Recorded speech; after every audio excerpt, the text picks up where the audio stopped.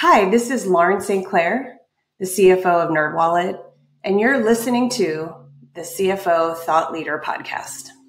This is episode 1078. We put a lot of focus and resources into automating the bill ingestion, transcription, digitization workflow, and then the audit, right? And so today, I think we're 25% automated, right? In that workflow today, in our freight audit work. Our aim is to be 75% or so by the end of this year.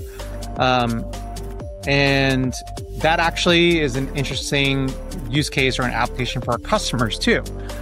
There are some customers that purchase freight services and space from us directly. There are some customers where we are more of their control tower, and we handle the bookings for their direct customer or direct carrier contract. And so now that we're starting to audit that work internally on our end, we can productize that and provide that as a service to our customers seamlessly as well.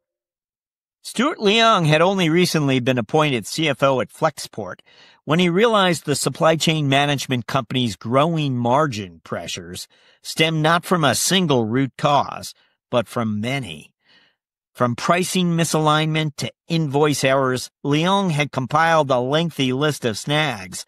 Along the way, he began tasking the people closest to each issue with helping to remedy and resolve them.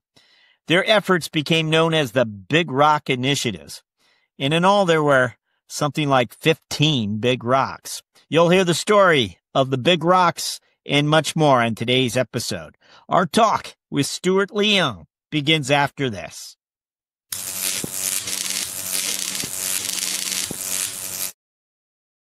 Saying hello, we're speaking with Stuart Leung, CFO of Flexport. Stuart, welcome. Thanks, Jack. Appreciate it. Awesome to be here. So, Stuart, as you might know, we always ask our guests to look back first, and we're wondering if you could walk us through a few of your earlier career milestones or those experiences you feel, help shape you as a finance leader today. What comes to mind? Sure. I think there are many, but just take a little bit. I started my career in investment banking, working in leveraged finance at Lehman Brothers. For anyone that's done investment banking or any related work, that is an absolute crash course coming out of, undergraduate that teaches you a lot about the fundamentals of financial analysis, modeling. Also, it gives you a ton of exposure to different companies, right? And gives you an opportunity to learn about how different companies function, how they make money, how they don't. And also gives you a lot of great exposure to management too.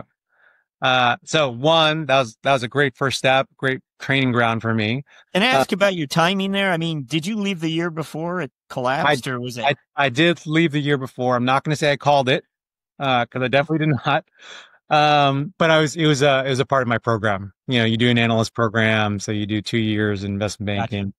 Gotcha. And so I did my 2 years there and then went on to, work in private equity. Private equity. Yeah. And so that was also an amazing experience. I worked at a fund that was specialized in distress and turnaround investing. That was interesting to me because those are the most interesting opportunities, right? You generate value out of finding unique opportunities, distressed companies that need a turnaround.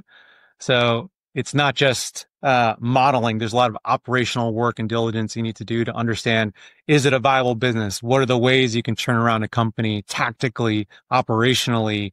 And do you believe that it is a going concern business, right? And do you have a path towards that? So I had a lot of fun doing that for a few years. Are you already thinking I'm on the path to become an operator? I'm gonna land inside maybe one of these companies I've gotten to know. I was hoping for that. And while I was in private equity, because we work so closely with companies, so deeply into their, day-to-day operations, it sort of developed more of an interest in operating a business and trying to cut my teeth at operating a company. So that's where I really developed the interest to go and become an operator at a business. Are you, and I mean, is this the first, you're sitting across the table from the C-suite members, CEOs and CFOs? I mean, is this your first extensive exposure to the C-suite during the private equity? A little bit. You had a little bit of exposure when you were in investment banking, but typically at that level, when you're an analyst, you're sort of sitting in the corner, and maybe you slip a question to the more senior folks. So there's not a lot of direct interaction. But yeah, when you're in private equity, because it's such a small deal team, right? And sometimes it's myself and maybe another individual from our end. You're sitting with, management, and the C-suite for weeks, months, and also working alongside your portfolio companies, for months and years in some cases. So yeah, that's where I got my early exposure to the C-suite. And you're going to leave private equity. I mean, it's funny because we interview CFOs and there are many private equity chapters, but they all left. I mean, was it ever a place you wanted to stay, for a period of a decade or more? No. As I mentioned, so when we were doing these transactions, working with businesses, I really developed that interest in becoming an operator, right? Yeah. And so I really, I want to chase that interest, and move over to either building a company, or going to an early stage business and working in an early stage environment and building something, as fast as I could. So that's what I jumped to. When you do exit, what type of role do you step into? Yeah. So I joined a few folks. It was a small business. It was a consumer brand. We were selling apparel to big box retailers. It was a group of 5 or 6 of us, in a small office, and doing, about 10 or 15 million of sales. But literally, it was, there were a few folks that are responsible for the creative or the design of the product. Some folks are responsible for the sales of the product. And then I was responsible for everything else, including not just financials, not just day-to-day operations, but the supply chain, the fulfillment of the goods, in some cases, the quality and, the production of the goods. And that's where I really cut my teeth on the day-to-day operations. Wild. Now, I mean, are you enjoying operations as well? I mean, could you become a COO? It's interesting. So from there, I went on to a few other consumer goods companies, and my responsibility, my role always sort of, hugged the line between operations and finance. I was a head of operations and finance, or a VP of operations and finance. But I typically, in those roles and those types of businesses, I led both functions, just because they are tied together so closely. And in a lot of cases, for earlier stage businesses, you don't have established functions for both of those areas of the business yet. But in my career and what I've learned, and even at Flexport, being a great operator requires a certain level of financial acumen and understanding, right? Being a great finance leader, I think, also requires a deep level of understanding of operations, right? So I think they're very closely tied together. Just want to point out you've been the head of finance. There's a number of companies you work for before you get to Flexport, but you're in the finance lane. You're VP of finance and supply chain ops for one of the companies. You're head of operations and finance at another company.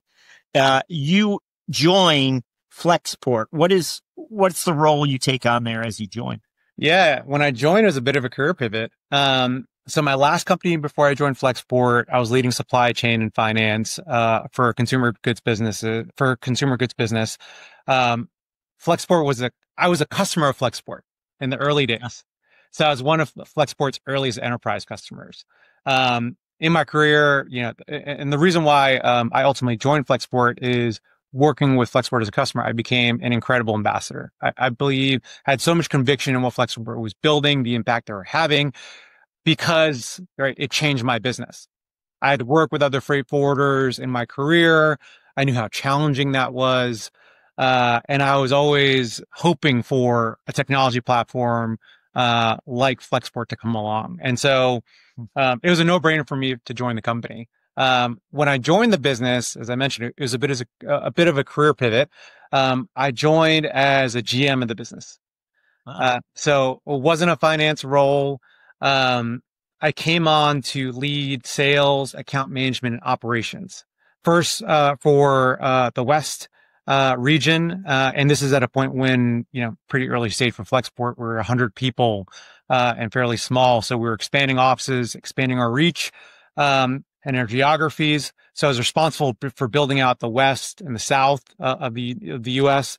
And then ultimately led the North America region as a whole, which is the bulk of our business. But I was responsible for growing, for acquiring customers, growing them, retaining them, and driving revenue for the business, which is a little bit different than any role I had in the past.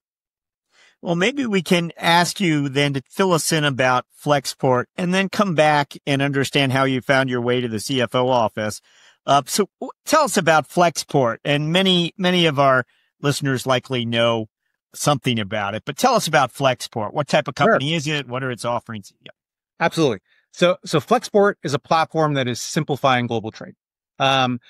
The easiest way to put it is so imagine everything in your room, in the room around you, your phone, your clothes, maybe even the chair you're sitting on. Most of that stuff was made halfway across the world and had to get to you somehow, right? Roughly 80% of what we purchase and what we consume crosses a border at some point. So that's where Flexport comes in. So we're a company that's all about making global trade easier, smarter, less of a headache for all businesses, right, of any size, moving goods around the planet. And so how do we do that? Well, Flexport is a logistics platform and a freight forwarder. And that's the industry term for someone that coordinates shipping stuff internationally. But shipping goods internationally is generally, as I mentioned, in my experience, has traditionally been a black box of a process for most companies. It's generally a relay race that typically involves more than 16, 20 different steps in the process of moving cargo, different intermediaries, suppliers, truckers, ocean carriers, airlines, customs authorities, banks, etc.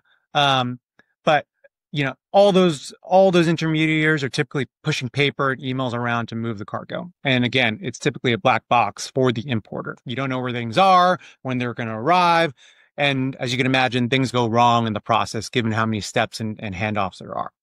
So this is the case for many companies today, even still. In the last 13 years, since we started, Flexport has built a tech platform that uses software and AI to streamline that whole process.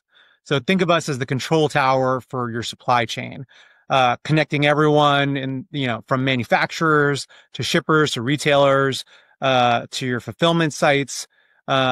And now that we recently acquired Shopify Logistics, or the legacy Deliver business, right, we also provide fulfillment services. So now our platform and our services can not only bring your goods and your cargo from factory floor to your warehouse, but we can actually deliver it all the way to your end consumer, like when a package arrives at your home. So that's our goal, and that's what we do. Our goal is to make supply chain smarter and easier for all companies in the world. Okay. That's a nice overview for us. Thank you for that. Now, as you said, you were a customer, so you understood the promise. You could see the vision. Yeah. But can you share with us what were maybe some of the challenges? Yeah, absolutely. Again, I joined Flexport when we were 100 people. I think they had just raised their Series A, and we were now, the company had established product market fit. They had started acquiring some larger customers. Originally when we built the company, it was initially purpose built for what we believe was a problem for SMB, small business, right? And then all of a sudden, when we launched, we saw that larger companies were having even more acute problems of not having the right level of visibility, data, tracking, and oversight into their supply chains, right? That problem gets more acute as you get larger and more complex, right?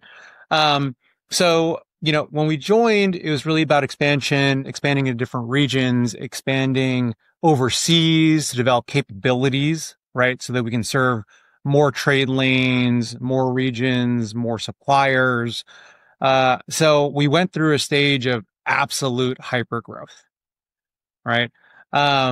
Both in terms of revenue and volume and market share, but also, in terms of organization. Today, we're a little over 2,500 people.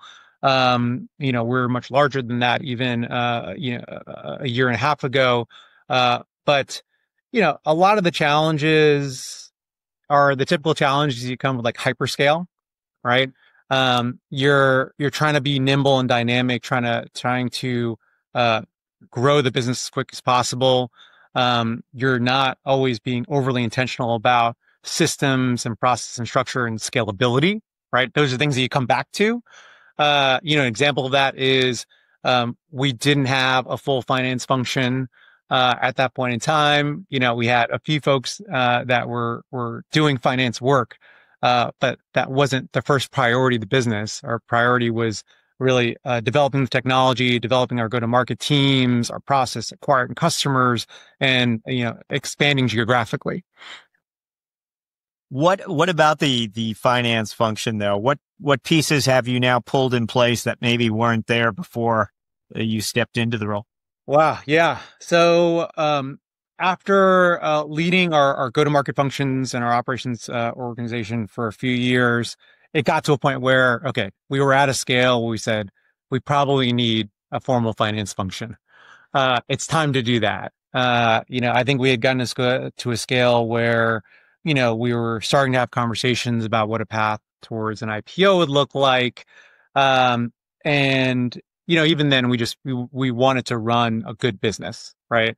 And so, at that point in time, we made people investments in building out a full controllership organization. We hired a lot more people into, some call it FP&A, some people call it operations finance. Our business is very complex in that we provide a lot of different types of services. When I say services, air freight, ocean freight services, trucking, customs, insurance. We have a capital lending business. And each of those businesses has, I wouldn't say different financial needs, but they need to be managed a little differently, right? And they have their own set of KPIs, their own ways how to drive growth and margin expansion and profitability. So in our business, each of those functions has a finance business partner. So you can call it FP&A, you can call it operations finance, but there is effectively a quote unquote a CFO or a head of finance for each one of those businesses on their own. And they work alongside the GM of that product or that business to grow the business and drive profitability in that business. So we really invested in building out that team. And then over the last 18 months have made a lot of investments in our financial operations teams, right? Really started investing more in AR, AP, freight audit, which is a really big part of our business, given the amount of dollars and transactions that we have with carriers.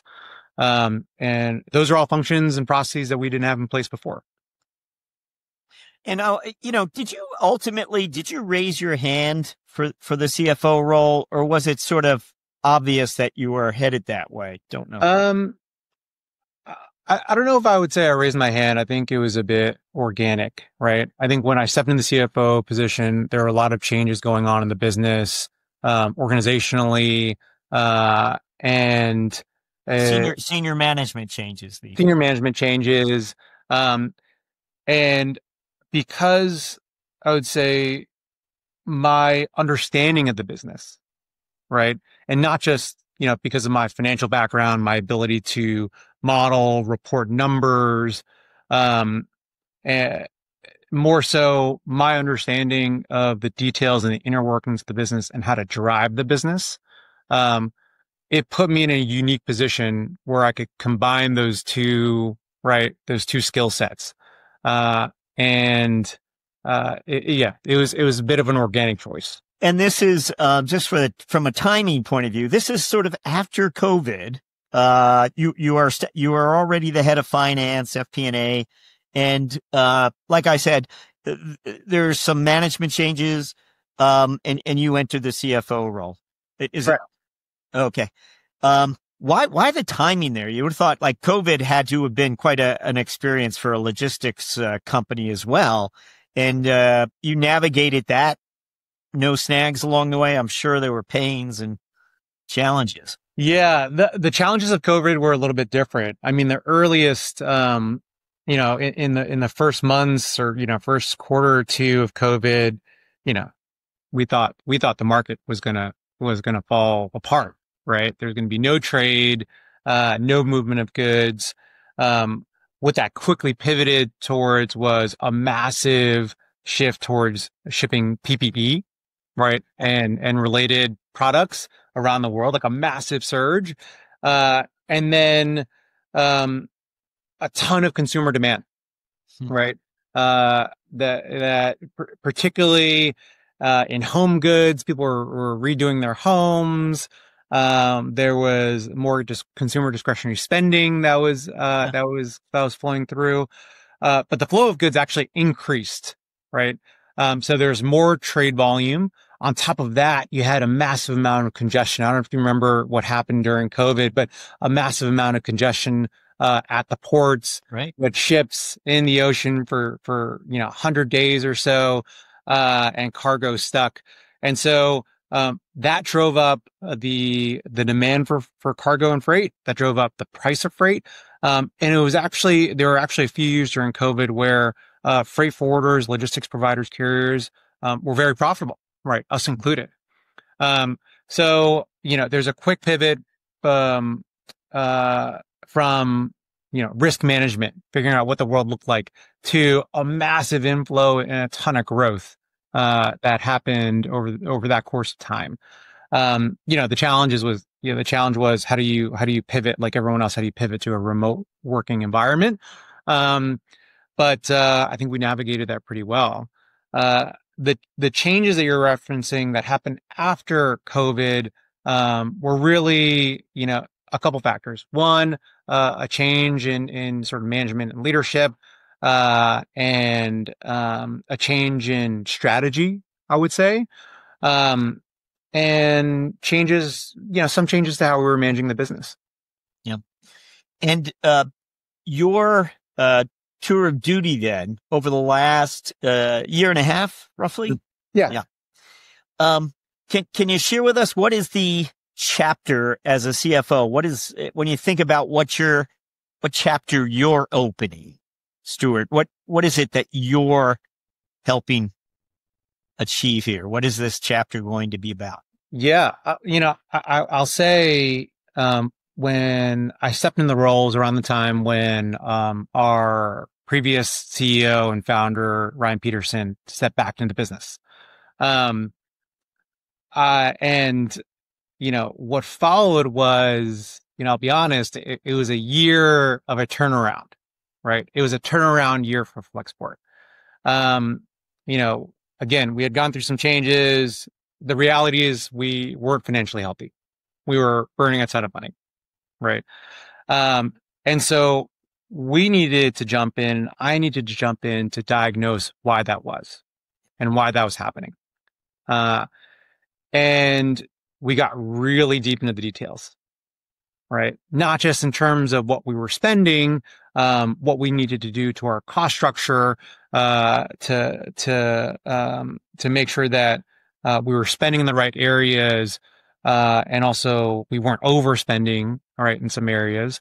But also, we had to first and foremost fix our unit economics and our margin structure, which at that moment in time was candidly, was struggling. And so, also got deep in the details at a transaction level, at a customer level, understanding, okay, why were we losing money on one transaction over another? Why were we losing money on one customer over another? And what are the actions and adjustments we needed to take to get our margins to the right place? How did you achieve that? Did you, was there a new way of looking at the business or the customer experience, something you hadn't paid close attention to before, whether it was attrition or customer behavior in response to how traditionally customers had grown, had changed in some way? Yeah, I'll say there was nothing really changed about the customer. the customers that we were serving, how we were serving them, and our value proposition. Nothing really changed about the services we were providing to them.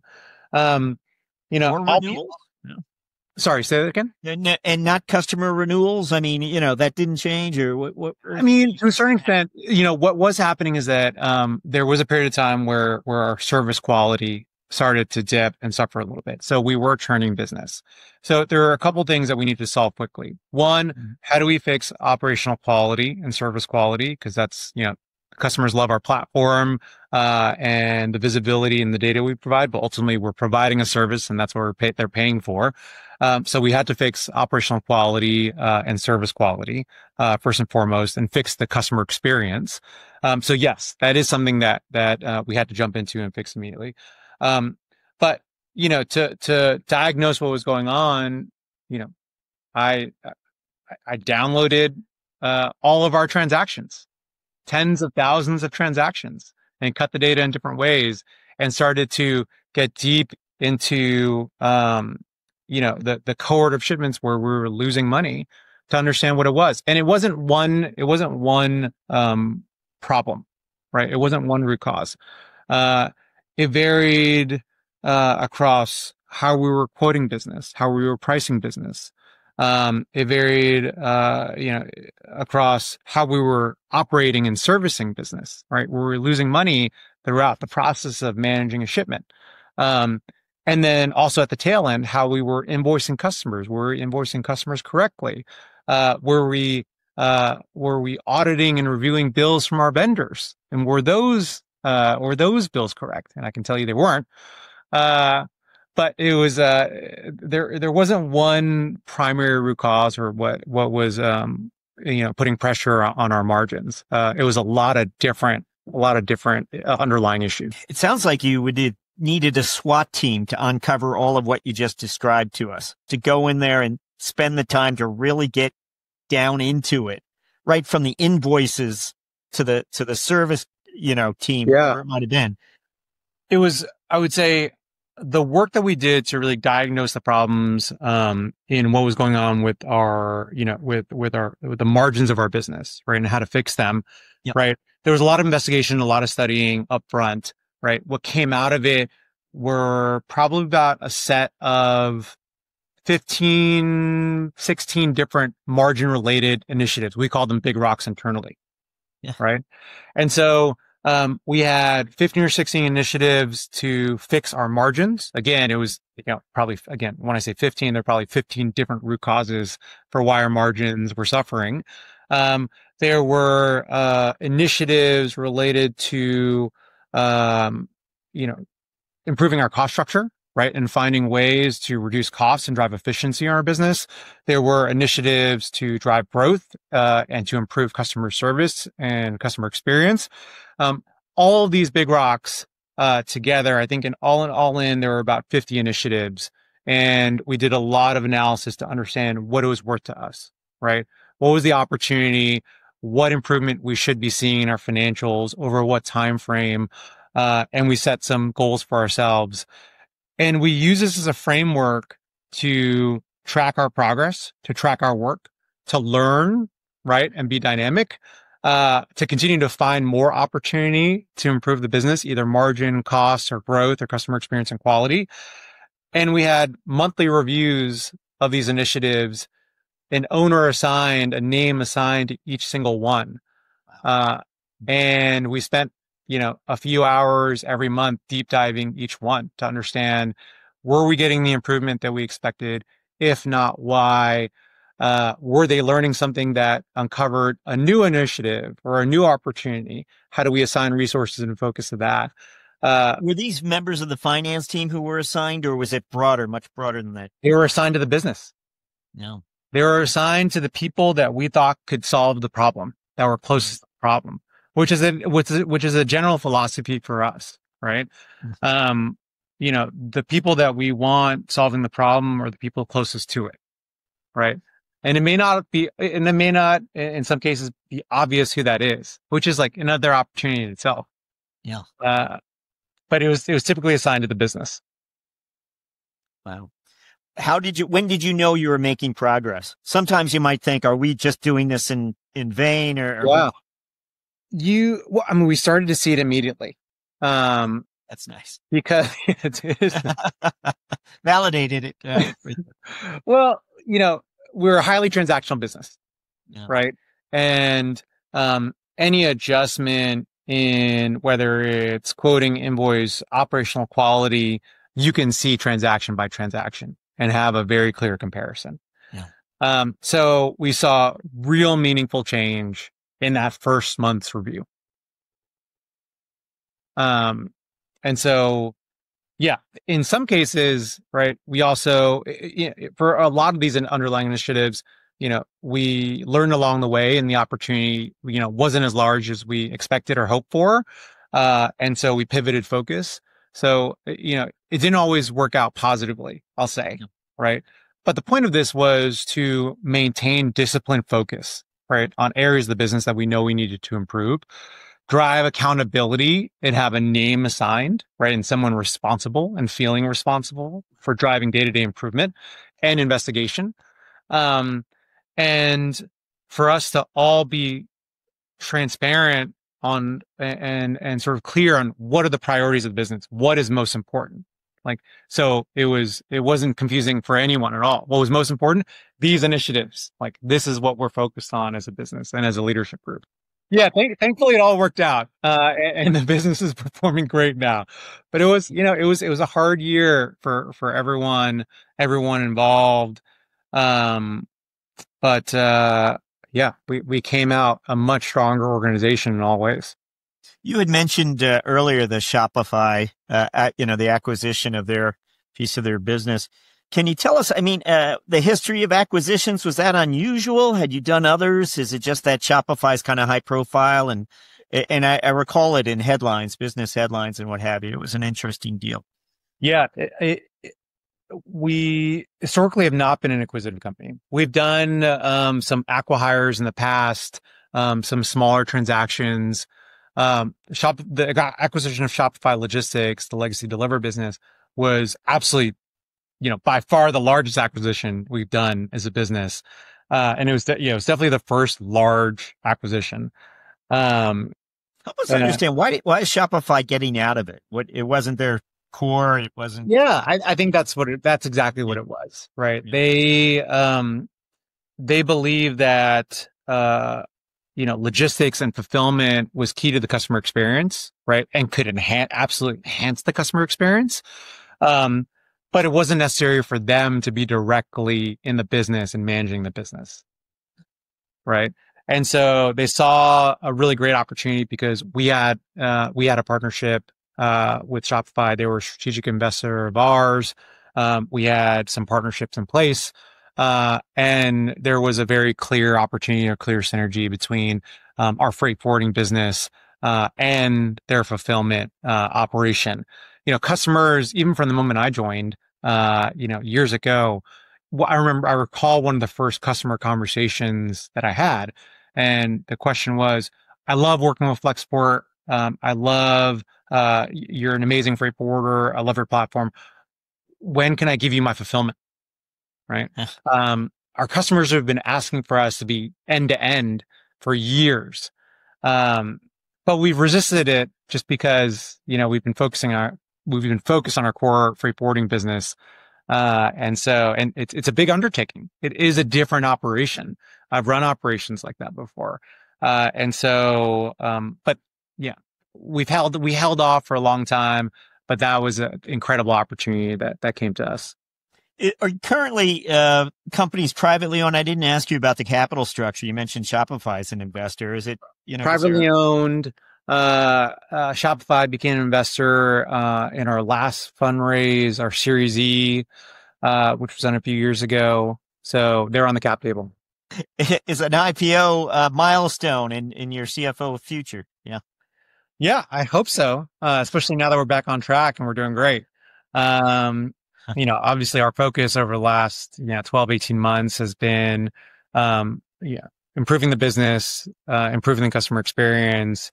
We're now done with all that and refocus back on growth, driving market share. And so, yeah, we're back on the path. Exactly when, that's an ongoing discussion. Let's ask you. I want to touch on AI quickly with you. Your CEO, Ryan Peterson, has been pretty outspoken about how AI is going to reshape global supply chains. And we're interested in speaking to you from a CFO's perspective. What do you see as the biggest opportunities and some of the potential risks, perhaps, of integrating AI into the business? Yeah, absolutely. I mean, so earlier this week, we had our first big tech launch, and we launched 20 new tech and AI-powered products aimed towards making supply chain easier, more efficient, and more automated. So really exciting time in AI for us. I think we're really well positioned to be the leader in AI in our space. And there are so many rich applications of AI in supply chain, given the amount of data and still given how challenging it is to move cargo around the world. And so AI has become a buzzword over the last few years. We've been talking about AI and automation for the last 10 years. And we've been slowly building up towards that. And the reason why I think we're well positioned is because, again, our core customer value proposition is enabling our customers with data and visibility, right? And we were the first to do that with our Control Tower platform. And so it was only a natural sort of evolution for us to build really powerful AI products. And so how does it relate to the CFO? Well, even though our platform is really in service of supply chain, right? Thinking back to when I was a customer of Flexport, the Flexport platform was also powerful for me as a finance leader, right? And for my finance team. Why? Well, when you're a finance leader and you're doing your reporting, as a consumer business, you're reporting actively on landed costs and costs of goods, right? You're reporting on inventory. And so, the Flexport Intelligence platform or module that we launched is an AI tool set that enables natural language reporting, right? Using the rich data that we capture for our customers. So it's not just for supply chain teams or logistics teams to type in, where's my cargo? How many shipments do I have on the water? But it's also, as a CFO or a finance team, you can go in and type in, all right, how much landed inventory do I have? How much in transit inventory do I have? What is the fully loaded or landed cost of XYZ product? Because we capture all that data for you. So it's extremely powerful for CFOs and the finance team as well. Overall, like our aim is to automate all of those distinct parts of the workflow of managing the flow of goods and cargo, right? And providing true visibility end to end, right? When you're automating that, you're automating a lot of, right, the cost. You're providing greater service, and we hope to pass on, that cost and those savings to our customer as well. So really powerful, and at the end of the day, we're trying to enable more companies to be able to trade more and make it easier for more businesses to be global. AI investment, has it increased over the last 2 years? I mean, is it something that have you begun to label it differently just to help the organization understand that there is an investment happening here? Don't know. Yeah, I don't know if we've labeled it differently. Again, we've been talking about AI and more specifically automation, how we automate the work, for the last 10 years or so. Given the introduction of all these large these LLMs, that's accelerated a lot of that development and more application, right, across different sides of our business. We've made incredible strides with our freight forwarding application that automates the freight forwarding operations work that we do internally. In my seat, I'm constantly looking for ways to drive automation in our financial functions as well, right? One of the first applications, going back to what I was saying about auditing our vendor bills, freight audit, right? Yeah. Which, there are meaningful dollars at play. And as you can imagine, our vendors aren't the best at billing us. We put a lot of focus and resources into automating the bill ingestion, transcription, digitization workflow, and then the audit, right? And so today, I think we're 25% automated, right? In that workflow today, in our freight audit work.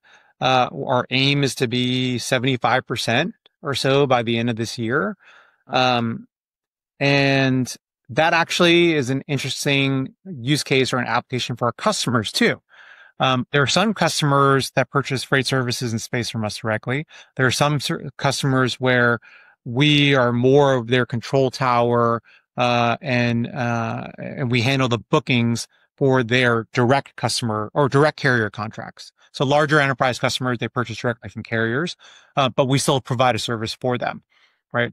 They also need contract digitization and billing and freight audit to be done as well. And so now that we're starting to audit that work internally on our end, we can productize that and provide that as a service to our customers seamlessly. Just as you explained to us when COVID arrived, how, everyone's first reaction was this could really be a meltdown here. And it turned, and meanwhile, there were all these shipments of PPP that had to come in, and we were all surprised by the turn of events. But as far as logistics is concerned, it seems like, and global supply chains, is it scenario planning? What have you built in here to manage the volatility that we all know exists in our supply chains? Even today, all of what's happening with the global economy is so unpredictable. Can you share with us, is there an extra emphasis on scenario planning? If we see this again, we need to respond differently. What could you share with us about the risk management piece? Yeah, absolutely. Yes. The key for any business is to be dynamic, adaptable, agile, right? For most companies, and maybe less so for SaaS, software as a service companies that operate on, contracts, like, multi-year contracts, things change quickly. Things can change quickly. In our business in global trade, things change all the time, right? If you think back to the past 12 months, you've had a combination of port strikes, conflict in the Middle East and the Red Sea, tariffs now, changes in customs policy and legislation, and just like general sort of trade wars, right? Things are happening or changing, week to week. So yes, absolutely. There's a ton of scenario planning that we do. We have a certain set of operating rhythms that we've put in place to make us agile, right? I talked a little bit about the Big Rocks reviews that we've done on a monthly basis. Well, we actually have weekly business reviews that run for about 2.5 hours every week on Wednesday mornings, where we review the key metrics and the data for every single one of our businesses, right? And we talk about what we're seeing, what we're learning, how things are changing, right? And that's a place where we can surface opportunity, surface risk, and also start to problem solve and discuss what are the actions and adjustments we need to take. So we get together as a management group every week, every Wednesday morning, right?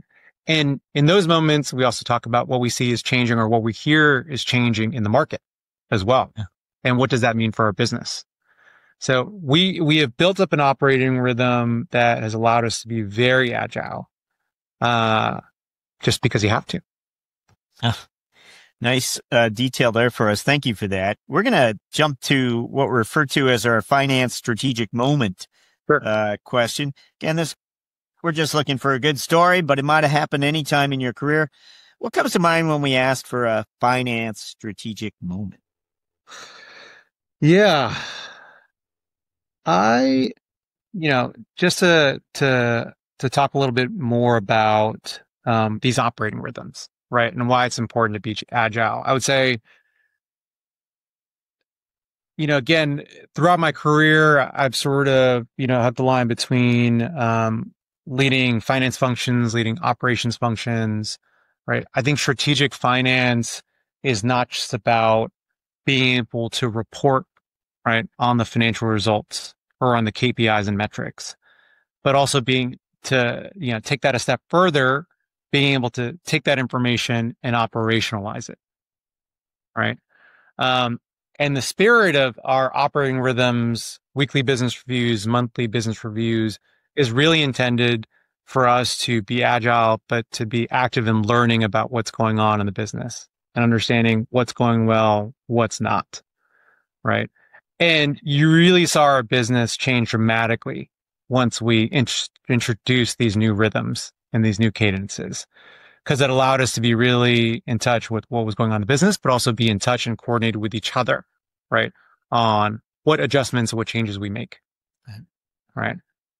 And so, I definitely recommend that in some flavor, right? It is a lift for an organization, to introduce, but it really does give you incredible insight, and helps you to drive actionable change, when you need to. Hey, you finally get the CFO role. You step into it. What is the part of the role that you didn't expect? Well, you had observed it up close for as many years as you had, but you finally got it. What is it that what is it? What is it that just surprised you? Yeah, I would say, again, we went through a lot of change and we went through some tough stuff as an organization. And that's including parting ways with a lot of folks during that period, right? Which is really tough culturally for everyone involved. And the people that are impacted, the people stuck around. What I didn't expect was to, be put in a position where, I wasn't just communicating financial results to investors, banks, as I typically have, right? In the past, whether it be, back in early stage of my career, or when I've been fundraising, right? But really, one of the highest impact things, I did, was adjust how I communicate internally, right? How I communicate not just the financial results, but how I engage our employees internally to express what the priorities of the business are, what is the strategy, why, we have a bright light at the end of what we're doing, and what needs to be done or what's involved to get there. And that was surprising for me because I'd never been really put in that role outside of, in my past career, reporting out on financial results. But there was a bit more of a cultural element here where, I needed to, express the vision, using financials. Right. And the reason why that was important is because obviously, our CEO and our other executives, they play a massive role in doing that. Ryan, has an incredible vision, and he is incredible at telling that story. But for CFOs, like there's a different level of credibility you have because you see the numbers, you're in the numbers, right? And if you can tie that vision and those priorities and those goals, and explain why they're important, right? And what they mean for us as a business, with those numbers and the analysis, it makes it very tangible, right, to the employee. So that's what was surprising to me. We always like to ask our guests to reflect a little on the personal side, Stuart. Is there something even your colleagues might not know about you? That's tough. Is there something back in time you had a pursuit, an interest, something you just had to do? Anything come to mind? Oh man. Something that people might not know. When I was younger, I was a US Open ball person. I love tennis. I was a bad tennis player. And so some of them, they're not very kind to the ball people. The purpose of your job when you're a ball person is to be invisible, right? Yeah. And to maintain the flow of the game. But I was a kid and it was amazing. Right in Forest Hills, you were. Yeah. I grew up in New York. Yeah. Wow. Yeah. So that was a lot of fun. Yeah. So you were on TV. Yeah. I was. Yeah. Yeah. Over Absolutely. Labor Day weekend or whenever it is. But wonderful. Hey, what about is there something that's influenced your thinking, a book, a business book, or as a resource or something out there that's, from time to time? It's funny hold on. Let me grab it. I have it here with me. It's funny that you say that you asked that. I'm rereading this book, which is Poor Charlie's Almanac. Wild. Charlie Munger. Yeah. Charlie Munger. This is, I love this book, for a lot of reasons. I mean, I'm a big fan of Charlie Munger. Yeah. This is more a book that, outlines a bunch of different principles, right? On, some related to investments, some related to managing business, but also like a lot of it is just related to living a good life, right? Yep. He draws on frameworks and principles, obviously from economics, from financial analysis, but also from science, from psychology, and he's just, he's a funny man. But I love this book. Yeah, great selection for us. Thank you. We're up to our final question. We get to ask you to look forward.